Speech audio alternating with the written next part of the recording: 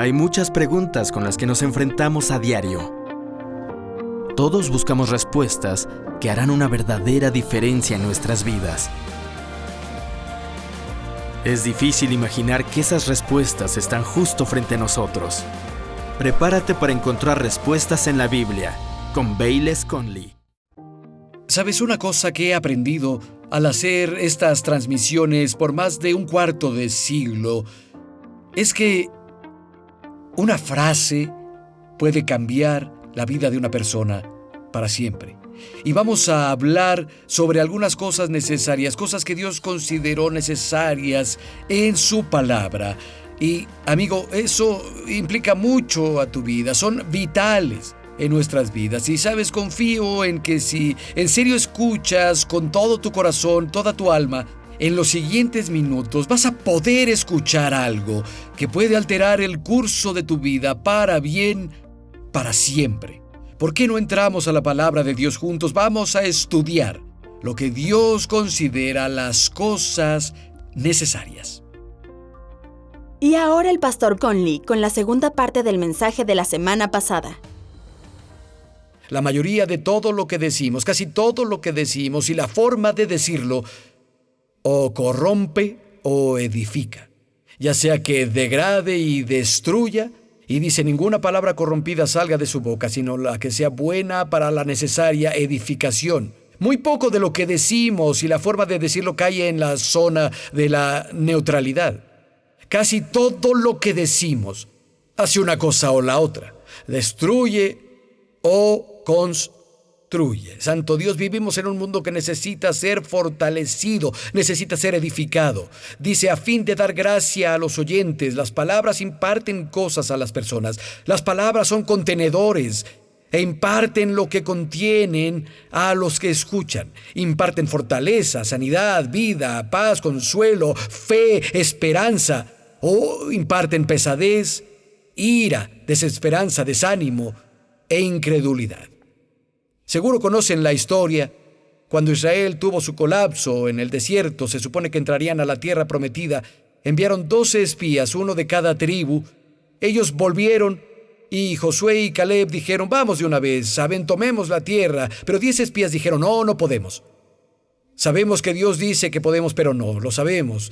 Hay gigantes, hay ciudades amuralladas, ellos son más fuertes que nosotros. Y Josué y Caleb dijeron, no, vimos a los gigantes, vimos las ciudades amuralladas, su defensa los ha dejado, el Señor está con nosotros, no les teman, son fáciles, vamos. Pero los 10 hombres que trajeron un reporte negativo influenciaron a toda una nación para que no creyeran ni temieran. Por eso toda esa generación pasó los siguientes 40 años dando vueltas al monte Sinaí, mientras toda la generación moría. Finalmente, después de que toda la generación murió, solo quedaron 2 hombres de esa generación que llegaron a la tierra prometida, Josué y Caleb, los 2 únicos que dejaron que sus labios y su corazón aceptara lo que Dios había dicho. Y ahora Josué tiene las riendas del liderazgo e invita a Caleb. Están a punto de entrar a la tierra prometida después de 40 años. Y creo que Josué quiere saber, Caleb, ¿de verdad entiendes por qué llegamos? ¿Sabes qué nos trajo aquí? Y Caleb dice, tenía 40 años cuando vinimos la primera vez, tengo 80 ahora, soy tan fuerte como entonces, quiero que me des esta montaña con los gigantes. Y luego Caleb dice, llevé la palabra como estaba en mi corazón.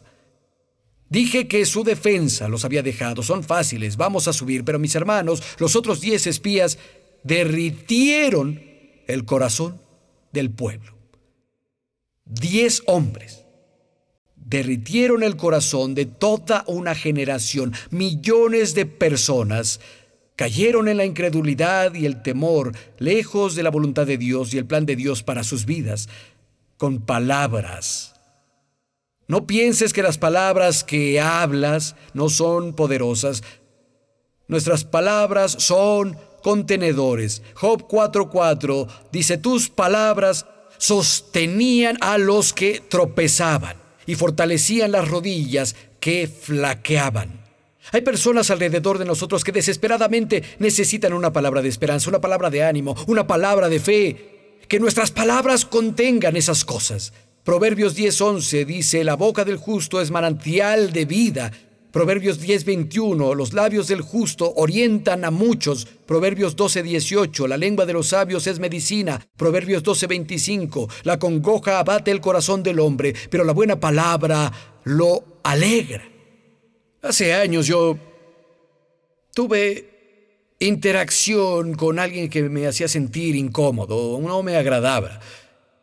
Y me descubrí un par de días luego, hablando con un pastor amigo por teléfono. Él mencionó al sujeto, que conocía bien, y comencé a solo criticarlo.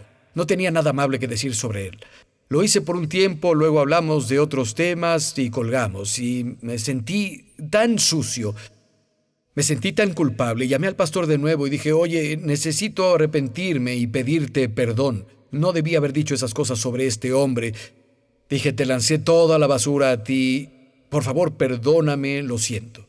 Y él me dio gracia y me perdonó y creí que eso era todo. Un par de días luego me encontré con los hijos adultos del hombre.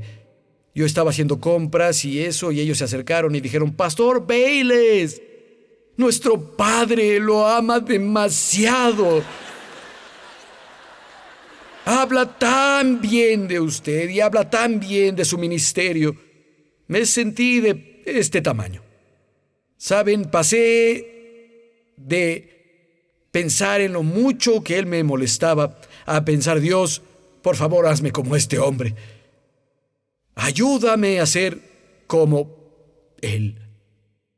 La Madre Teresa dijo, las palabras amables pueden ser cortas y fáciles de decir, pero sus ecos son interminables. Saben, había un padre que escuchó a su hijo decir chismes sobre otro chico y burlarse de él con algunos de sus amigos. Y cuando sus amigos se fueron, dijo, muchacho, ven acá. Quiero hablar contigo. Debes cuidar tu boca. Puedes lastimar a las personas y hacer enemigos con palabras, o puedes ayudarlas y hacer amigos con tus palabras. Era un día con viento. El padre dijo, ven aquí. Salieron a la calle, el padre tomó una almohada de plumas, la abrieron, la voltearon y ¡pum! Las plumas se fueron con el viento. Algunas quedaron en los árboles, otras en la calle, algunas volaron por la casa, estaban en todos lados. Dijo, ahora, hijo, quiero que recojas esas plumas y las traigas y las pongas en la almohada. Él dijo, papá, no puedo, nunca podré recoger todas esas plumas. Y dijo, es verdad. Cuando hablas palabras, nunca las puedes regresar, pero su impacto se lo lleva el viento a lugares que no puedes imaginar. Hijo, debes cuidar tus palabras. Debemos pensar 2 veces antes de hablar. Hazte estas 5 preguntas. 1, pregúntate antes de decirlo, ¿es cierto? 2, ¿es de ayuda? 3, ¿inspira? 4, ¿es necesario? 5, ¿es amable? Si no cubre el criterio, tal vez no deberías decir nada. De nada. Necesitamos ser edificados. Bueno, número 5. Vayan conmigo, por favor, a 2 de Corintios, 9º capítulo. Es 2 libros antes de Efesios, donde estamos, antes de Gálatas, y luego 2 de Corintios, capítulo 9. La iglesia de Corintio, aunque eran excelentes en muchas áreas, se quedaban atrás en cuanto a la generosidad. No era una iglesia dadora. Cuando se trataba de los dones del Espíritu, el apóstol Pablo dijo, no se quedan atrás en los dones. Pero no eran dadores. De hecho, Pablo les escribió, luego en el mismo libro, dijo, despojé a otras iglesias al recibir salario de ellas para servirles a ustedes. Y cuando estuve entre ustedes en necesidad, no fui una carga, ya que los hermanos de Macedonia que llegaron suplieron mis necesidades. Pero ahora los corintios quieren ser excelentes en esa área de dar también. Prometieron una gran ofrenda hacia cierto proyecto de ayuda, y Pablo presume su ofrenda prometida. Pablo incluso presume con los creyentes de Macedonia sobre lo que los corintios prometieron hacer. Son las personas que habían pagado por la evangelización y el establecimiento de la iglesia en Corintio, y Pablo presume de ellos, y ahí retomamos la historia, 2 de Corintios 9 y verso 3. Dice, pero he enviado a los hermanos para que nuestro motivo de gloriarnos de ustedes no sea vano en esta parte, para que, como lo he dicho, estén preparados. No sea que si van conmigo algunos macedonios y los hayan desprevenidos, nosotros, por no decir ustedes, nos avergoncemos de nuestra confianza. Por tanto, consideré necesario exhortar a los hermanos que fueran primero y prepararan primero su generosidad, antes prometida, para que esté lista como muestra de generosidad y no como de exigencia de nuestra parte. Solo el lenguaje me llega. Piensen en esas palabras que usa en el verso 5 en cuanto a la ofrenda. Dijo de antemano, preparen, primero, generosa, lista. Algo que dijo, necesitan hacer eso, es necesario que preparen con tiempo. En primera es necesario porque la naturaleza de nuestra carne es posponer las cosas y no hacerlas. En segunda es necesario por la importancia de la obra del reino. En tercera es necesario porque Dios quiere que nuestro corazón siempre esté atado a nuestra ofrenda. Necesita ser una expresión de la fe. La fe necesita estar atada a nuestras ofrendas y necesita ser una expresión de adoración. Lo que no pasa si es algo que se hace deprisa y en el último segundo. Necesitamos preparar por adelantado cuando se trata de dar. En la versión explicada en el verso 5, Pablo dice, no quiero nada deprisa o forzado de último minuto. Quiero leerles una historia de una familia que preparaba por adelantado cuando se trataba de dar, y espero que sea una bendición para ustedes. La historia me impactó profundamente y será mejor si la leo en vez de contarla. Dice así: nunca olvidaré la Pascua de 1946. Tenía 14 años, mi hermana Ozzy tenía 12, mi hermana mayor Darlene 16. Vivíamos en casa con nuestra madre y los cuatro sabíamos que no teníamos muchas cosas. Mi padre había muerto 5 años antes, dejó a mi madre con 7 hijos escolares que criar y sin dinero. Para 1946 mis hermanas mayores estaban casadas, mis hermanos dejaron la casa. Un mes antes de la Pascua, el pastor de la iglesia anunció que una ofrenda de Pascua especial se recibiría para ayudar a una familia pobre. Les pidió a todos que ahorraran y dieran con sacrificio. Cuando llegamos a casa hablamos de lo que haríamos. Decidimos comprar 25 kilos de papas y vivir con eso un mes. Eso nos permitiría ahorrar $20 del dinero para la comida, para la ofrenda. Luego pensamos que si dejábamos las luces apagadas lo más posible y no escuchábamos la radio, ahorraríamos dinero en la factura de luz de ese mes. Darlene consiguió tantos trabajos para limpiar casas y patios como pudo y ambas cuidamos niños lo más que pudimos. Por 15 centavos pudimos comprar suficiente estambre para hacer 3 guantes y venderlos por $1. Ganamos $20 con los guantes. Ese mes fue uno de los mejores de nuestras vidas. Todos los días contábamos el dinero y veíamos cuánto habíamos ahorrado. En la noche nos sentábamos a oscuras y hablábamos de cómo esa familia pobre iba a disfrutar tener el dinero que la iglesia les daría. Éramos como 80 en la iglesia, así que imaginen el dinero que teníamos para dar. La ofrenda seguro sería 20 veces más. Después de todo, cada domingo el pastor les recordaba a todos que ahorraran para una ofrenda sacrificial.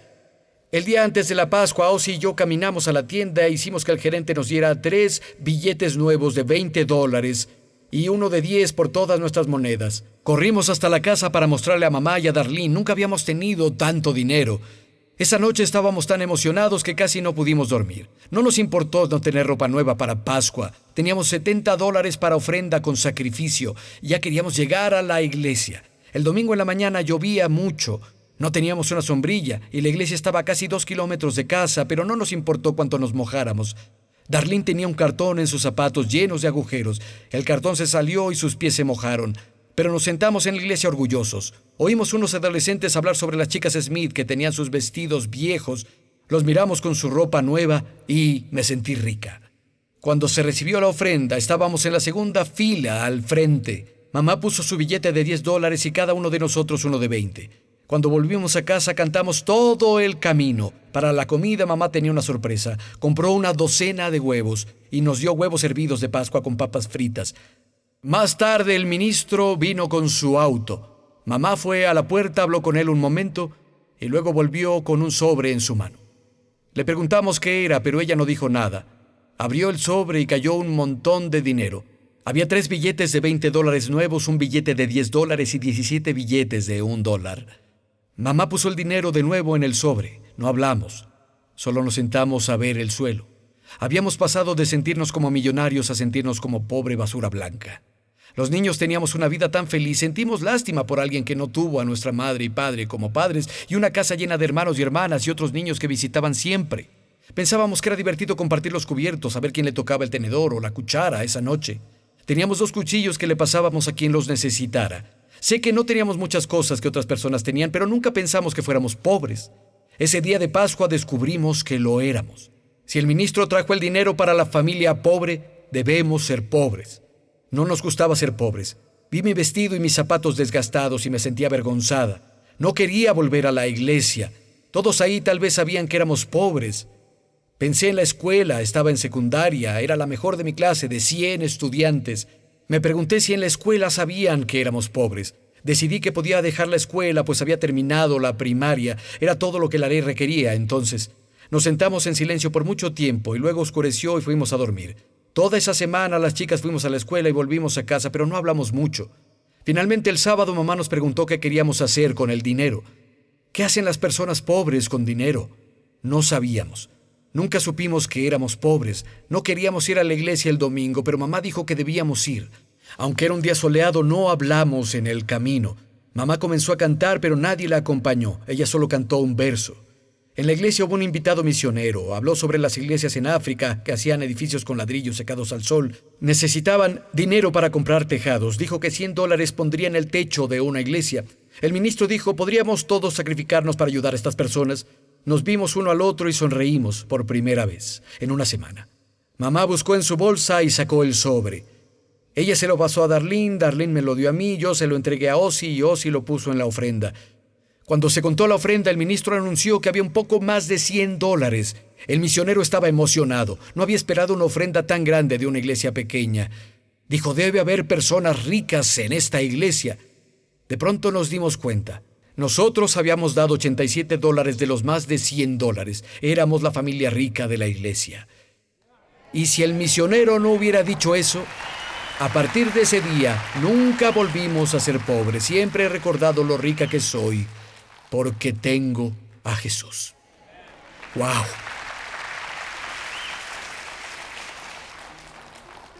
Saben, saqué esa historia y la leí de nuevo el viernes sentado en la cocina y lloré como un bebé. Me alegra haberla leído en esta reunión sin llorar.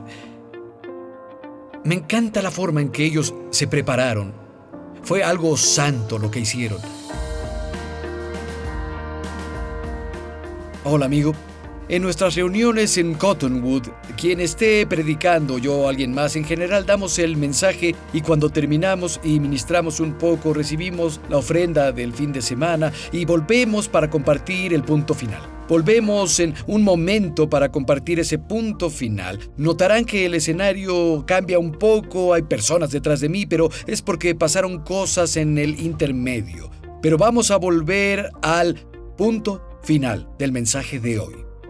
Jesús estaba reunido con sus discípulos después de la resurrección y les dijo esto en Lucas 24, 46 y 47, dijo, así está escrito, y así fue necesario que el Cristo padeciera y resucitara de los muertos al tercer día, y que se predicara en su nombre el arrepentimiento y el perdón de pecados en todas las naciones, comenzando desde Jerusalén. Era necesario que Cristo sufriera y fuera resucitado de los muertos. Era necesario porque todo el mundo, dice la Biblia en el libro de Romanos, es culpable ante Dios, puesto que todos han pecado. Y no hay forma de que un Dios absolutamente santo y justo tenga una relación íntima con hombres y mujeres pecaminosos, a menos que ese asunto del pecado se solucionara.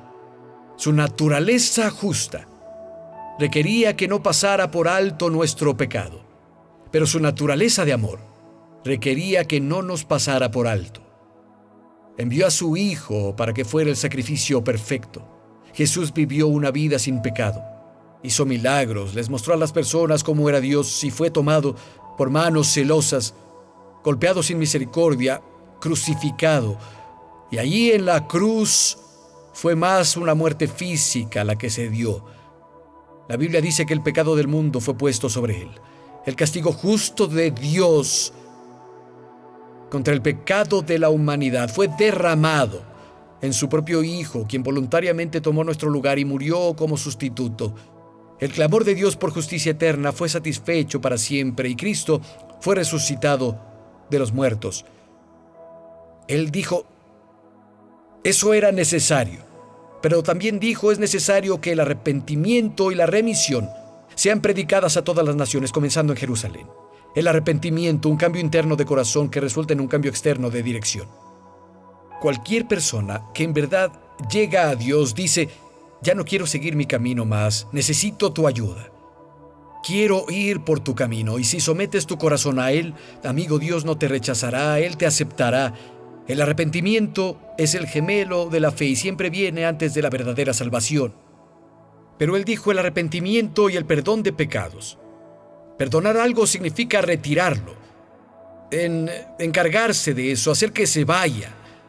Bajo el antiguo pacto, el sumo sacerdote iba al santuario interior del tabernáculo una vez al año solo y ofrecía la sangre de los animales para cubrir los pecados de las personas. Pero cada año se recordaban esos pecados y luego se cubrían de nuevo.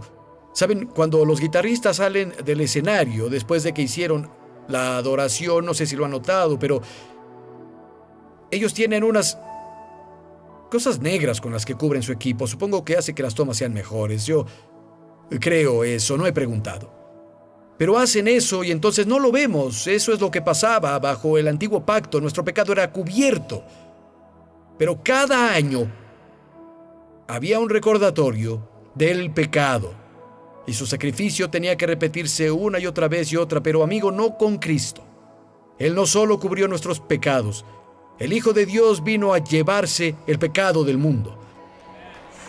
Él perdonó nuestros pecados hasta el punto en que literalmente fuiste hecho justo con su justicia. El que no conoció pecado fue hecho pecado por nosotros para que seamos hechos la justicia de Dios en Cristo. Es el gran intercambio. Él tomó nuestro pecado y nos dio su justicia. Y se recibe por fe. Y hoy tal vez viniste aquí solo, tal vez con un familiar, tal vez con un amigo, tal vez estás oyendo del otro lado del país o en otro lugar del mundo. El Dios del cielo conoce tu nombre y te ama mucho. Y sí, Cristo ya murió por tus pecados. En el registro del cielo esos pecados ya fueron borrados, pero no te sirve si no recibes el regalo. Y Él nos lo ofrece a cada uno. Si crees en tu corazón que Dios resucitó a Jesús de los muertos y lo confiesas con tu boca como Señor, Dios nos lleva a una relación llamada salvación y te cambia por dentro. Literalmente toma la naturaleza de pecado y la reemplaza con su naturaleza justa. Inclinen la cabeza, cierren los ojos, los guiaré en una oración simple. Esta oración, sin un corazón sincero, solo son palabras. Pero si le pones el corazón a las palabras y las dices a Dios, Él escuchará tu oración y te responderá. Si quieres hacer de Jesús el Señor de tu vida, pon tu mano en el corazón. Háblale a Dios. Él te ve. Solo di, querido Dios, con todo mi corazón, creo que Jesús es tu Hijo. Creo que murió en la cruz por mí y que fue resucitado de los muertos. Jesús, gracias por amarme tanto, que tomaste mi lugar y pagaste el precio de mis pecados. Desde este momento, Jesús, te seguiré. A donde sea que me guíes, yo iré. Someto mi vida a ti y te llamo Señor. En tu nombre oro. Amén.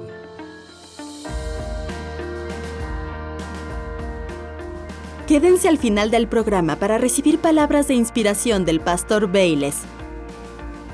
Hola, amigo. Espero que hayas obtenido algo del mensaje de hoy, y si no eras salvado, si le diste tu vida a Jesús, eso es lo mejor. Descubrí una cosa, que la meta de Dios para nosotros no solo es el cielo, su meta es la madurez espiritual. La única forma en que crecemos es alimentándonos de la palabra de Dios. Las Escrituras dicen que desees la leche pura de la palabra de Dios para que crezcas con ella. Jesús dijo, el hombre no solo vive de pan, sino de cada palabra que procede de la boca de Dios. Quiero animarte, ve a nuestra página web respuestasbc.org. Tenemos un devocional diario por email que te ayudará en el crecimiento espiritual. Te dará una forma de entrar a la palabra de Dios diario. Yo comento sobre las Escrituras. Puedes meditar en eso todo el día, puedes pensarlo en el día, puedes leer otros versos correspondientes, leer alrededor del contexto. Pero es una forma diaria de alimentarte de la palabra de Dios. Y sabes, la Biblia dice que el hombre interior es renovado día a día. Debemos alimentarnos de la palabra de Dios diario. Y esta es solo una forma de comenzar. ¿Por qué no vas a la página web respuestasbc.org y te inscribes a nuestros devocionales diarios? Te bendecirán. Y ahora, un mensaje inspiracional del pastor Bayless Conley. Hay una historia en Segunda de Reyes, capítulo 6, donde la escuela de profetas necesitaba expandirse. Ellos estaban operando bajo la autoridad de Eliseo, y cuando uno de ellos está cortando un árbol para ayudar a construir una mayor escuela, el hacha vuela de su mango y termina en el agua, y dijo, oh maestro, ¿qué hago? Era prestada. Y eso me recuerda a muchas personas. Básicamente perdió su parte filosa. Y, ¿saben? Estaba involucrado en la obra de Dios, pero él perdió su filo. Y tal vez tú me escuchas ahora y has perdido tu sensibilidad al Espíritu. Has perdido tu gozo. Has dejado de creer en Dios. Básicamente has perdido tu filo cortante. La pregunta es cómo recuperarlo. Y me encanta esta historia, es tan simple. Dice, el hombre de Dios dijo, ¿dónde cayó? Allí es donde debes comenzar. Interrógate, ¿dónde perdí mi filo? Tal vez tú perdiste tu filo porque alguien te ofendió. Tal vez solo comenzaste a pasar tiempo con gente equivocada y tú tropezaste en algunas cosas que no son saludables para ti espiritualmente. Y luego la historia sigue de que el hombre de Dios cortó una vara y la lanzó al agua. Y el hierro comenzó a flotar. El hierro del hacha salió del lodo y comenzó a nadar en las aguas. Y, sabes, para nosotros esa vara representa el Calvario. Y si tú has perdido tu filo, no culpes a nadie más. Toma responsabilidad personal por ello. Aplica el Calvario y la sangre de Cristo que se derramó ahí. Arrepiéntete y Él te limpiará de todo pecado. Si te arrepientes, di, Dios, quiero mi filo de nuevo. Él te llevará hasta el punto donde lo alcanzarás y lo tomarás, pero tienes que alcanzarlo por fe y decir, Dios, me estoy poniendo en orden contigo. Voy a renovar mi relación contigo de nuevo. Quiero animarte. Alcánzalo y tómalo. Retoma tu filo y comienza a ir hacia adelante en las cosas de Dios de nuevo.